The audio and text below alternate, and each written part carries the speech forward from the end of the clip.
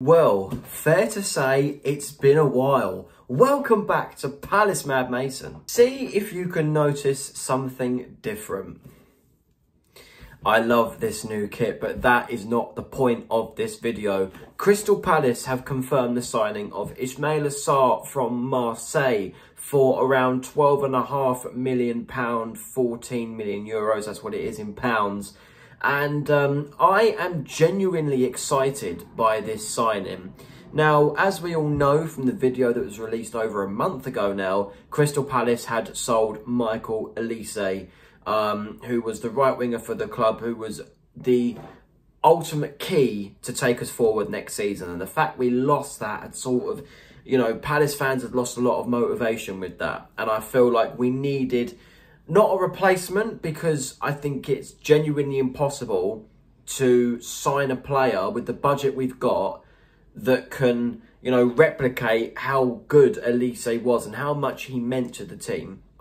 But it's good to get someone in that will fill in his position. Now, a couple of things that I like about Ismaila Sarr is that, first of all, he has played on the European stage. Now, obviously, Palace aren't in Europe yet, but that is where we're trying to get to in the long run.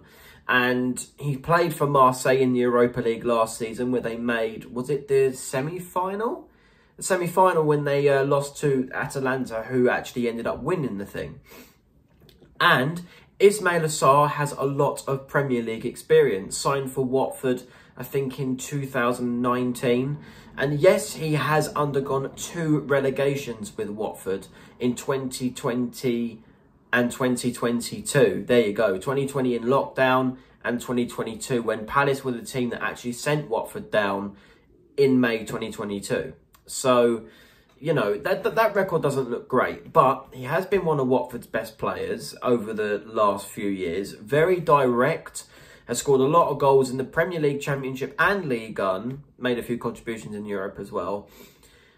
And I do think that it's nice to get someone in again of experience, because over the last couple of years, we have signed a few youngsters. Now we have to try and get the experience in. We've done it with Daichi Kamada, signed a bit of a youngster in Charlie Riyad. And by the way, he's looked really good in pre-season, same as Kamada as well. I'll talk about that in a second. But then Ismaila Sarr, 26? Amazing. Amazing business. Also, because it's been a while, I haven't spoken about pre-season in a lot of depth, or basically no depth. But first of all, before I want to talk about pre-season, let's talk about what does this mean for players like Jordan Ayew and Jezren Rak-Sakyi, because they are the backups to Ismaila Sarr. Now, Jordan Ayew's had interest with newly promoted Leicester City. They finished top of the Championship last season, in the Premier League this season. And Leicester are interested in Jordan Ayew. Now, will this give Jordan Ayew the incentive to leave? Now he's signed a backup. Well, not really a backup, someone that can play over him. And Jezren Rak-Sakyi has had links with loan moves and permanent deals with Southampton, and Watford, funnily enough, are also interested in Rak-Sakyi as well for £12 million. Southampton interested in signing for £12 million. But he's also impressed in pre-season. And I do really think that, I think it'd be a miss to I think if we sold Rak-Sakyi, I think it would be a bit of a miss, to be honest, because I think he is a good bit of youth talent that we have got in the squad. So, with the reaction of Ismaila Sarr done, and by the way, it's not actually been announced by the club on socials. It's been revealed that he has signed the contract, we're just awaiting the announcement video. And now how I like to do it is I do the announcement video on my channel before Palace do. So, there you go. About pre-season, we have played really well in pre-season. Okay, the first game of pre-season that we could actually watch was not great. 1-1 draw at home, or at Palace's training ground against Charlton Athletic, with Jezren Rak-Sakyi scoring the really late equaliser. But I feel like that was a game where it was just get a lot of the substitute players a run out, and, at least we didn't lose that game.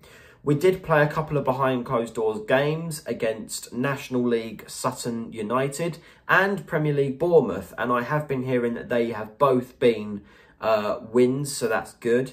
And very recently, Crystal Palace won 6-3 in a 9-goal thriller against newly promoted Crawley Town, who are in League 1. So yeah, that was a good result there. With Jesran Raksaki getting 2 and new signing Daichi Kamada getting on the score sheet as well. So that's been brilliant to see.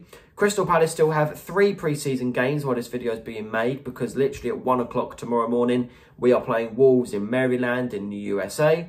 And then on Sunday morning at midnight kickoff, we are playing West Ham United as well. And then we play FC Nantes at Selhurst Park on the 11th of August.